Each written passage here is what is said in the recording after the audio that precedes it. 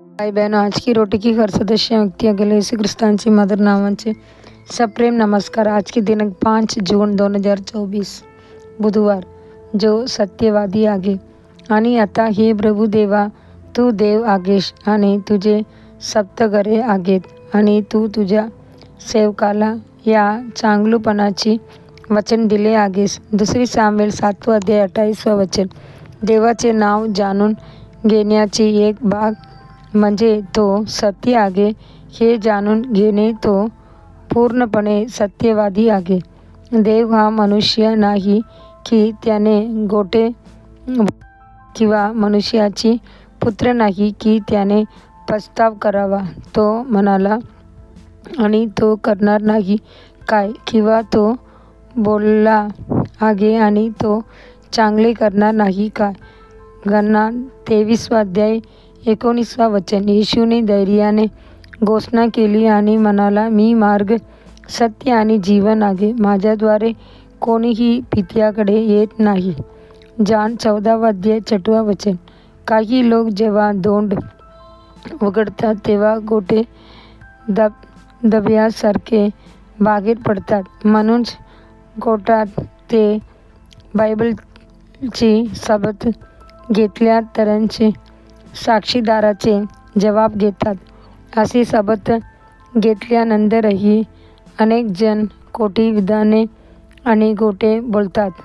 Bible म्हणते की सैतान लबाड आहे आणि लबाडीचा जनक आहे। जॉन 8 अध्याय 44 वचन। तो केवळ लबाड नाही तर तो चोरी, ठार आणि नष्ट करण्यासाठी येतो।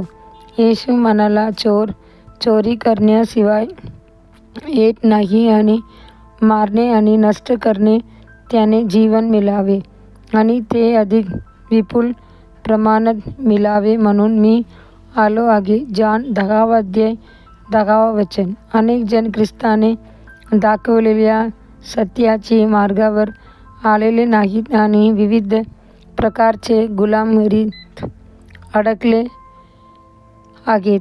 बायबल म्हणते आणि तुम्हाला सत्य कळेल आणि सत्य तुम्हाला मुक्त करेल। जॉन 8 अध्याय 32 वचन। सत्यानुष्ठतेचे भारतावर राज्य करणाऱ्या सम्राट अशोकाने सत्यमेव जयतेची घोषणा केली। त्यांचे तमिळमध्ये ट्रूथ ओनली ट्रम्प्स असे भाषांतर केले आहे। याचा अर्थ काय?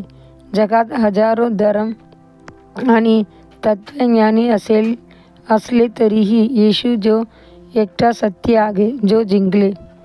विश्वासू आणि नीतिमानांना प्रभूबरोबर विजयाचा वारसा मिळेल।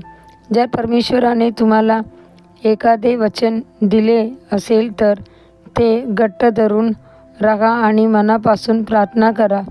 येशू म्हणाला, स्वर्ग आणि पृथ्वी नाहीशी होतील परंतु माझे शब्द कधीही नाहीसे होणार नाहीत। मत्ती 24 अध्याय 35 वचन। परमेश्वराने जे वचन दिले आहे ते पूर्ण करण्यासाठी तो सामर्थ्यवान आणि विश्वासू आहे। दावीद म्हणाला, हे परमेश्वरा, तुझी दया स्वर्गात आहे, तुझी विश्वासता ढगापर्यंत पोहोचते। स्तोत्र 36 अध्याय 5 वचन। पृथ्वीतून सत्य उगवेल आणि धार्मिकता स्वर्गातून खाली दिसेल।